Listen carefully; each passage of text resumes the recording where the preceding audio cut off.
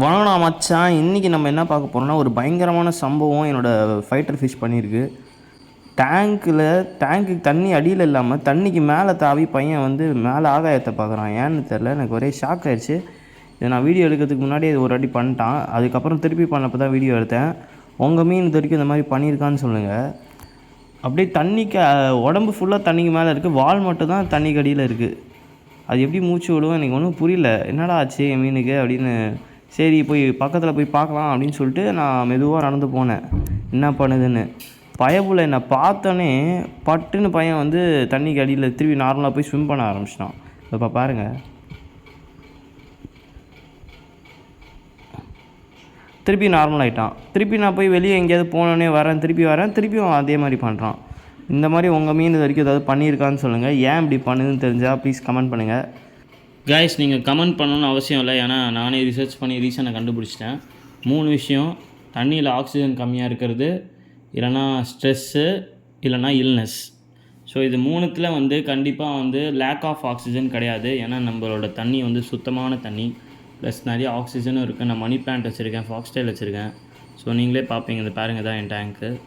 அப்புறம் நம்ம தண்ணி ஒன்றும் அழுக்கு தண்ணி கூட கிடையாது, இந்த மாதிரி சாக்கடை தண்ணி இல்லை, நல்ல தண்ணி. நான் வந்து என்னோடய ஆர்ஓ வாட்டர் தான் யூஸ் பண்ணுறேன்.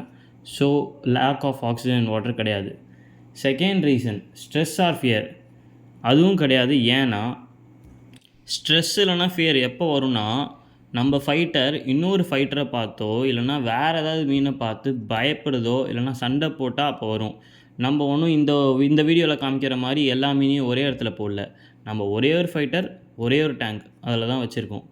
ஸோ ஸ்ட்ரெஸ் இல்லைனா ஃபியருக்கு வாய்ப்பே கிடையாது. இந்த மாதிரி மொத்தமாக போட்டால் தான் ஸ்ட்ரெஸ் இல்லைனா ஃபியர்லாம் வரும். இப்போ 3வது பாயிண்ட்டுக்கு வரும், டிசீஸ். ஃபைட்டருக்கு நிறைய டிசீஸ் இருக்குது. இது வந்து ஒயிட் ஸ்பாட்டுன்னுவாங்க, புள்ளியாக இருக்கும்.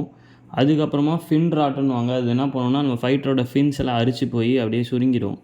ஸோ நம்ம ஃபைட்டருக்கு இது 2மே இருக்குது, நீங்கள் இந்த வீடியோவில் பார்ப்பீங்க. ஸோ இந்த ஆட் பிஹேவியர் காரணமே இந்த டிசீஸ்னால தான் கைஸ். ஸோ இந்த 2 நோய்களையும் எப்படி நம் எளிய முறையில் காப்பாற்றுவோம் என்று நம் அடுத்த வீடியோவில் பார்ப்போம். அது வரைக்கும் தேங்க்யூ ஃபார் வாட்சிங். சொல்ல மறக்காமல் subscribe to Fishyman 69. Fishyman 69 is back, the Fishyman 69, Fishyman 69. He don't eat fishes, but Fishyman 69. Everyone say thanks for watching Fishyman 69, Fishyman 69.